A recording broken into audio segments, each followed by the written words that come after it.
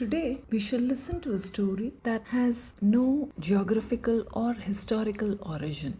Rather, it is found in almost every culture and every generation and is passed down through the word of mouth. The reason it is passed down is because it addresses a very simple human emotion, the emotion of feeling inadequate. Let us listen to the story. Every single day, an elderly woman would walk from her home down to the river. Across her shoulders was a heavy wooden pole, and hanging from each end of the pole was a large clay pot. One of these clay pots was perfectly crafted, and the pot always delivered the full portion of water at the end of a long walk. But the other pot, it had a deep crack on its side. By the time the old woman reached her home from the river, the cracked pot was only half full. But still, the woman carried both the pots to the river and back.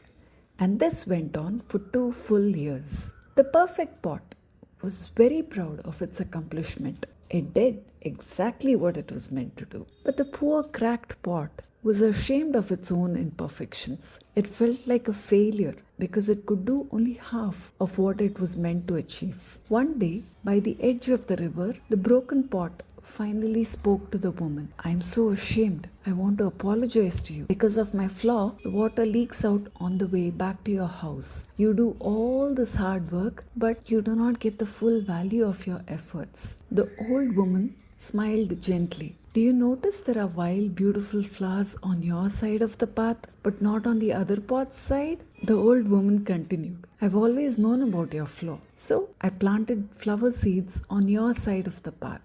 And every day, as we walk back from the river, you have been watering these seeds. For 2 years, I've been able to pick up these beautiful flowers to decorate my table. Without you being what you are, I would not have had this beauty to grace my home." In Sanskrit, there is a shloka, which means amantram aksharam nasti moolam anashadam ayogya purusho nasti yojakas tatra durlabhaha. This means that there is no syllable that cannot become a prayer, no root that cannot become a medicine, and no person who is entirely useless.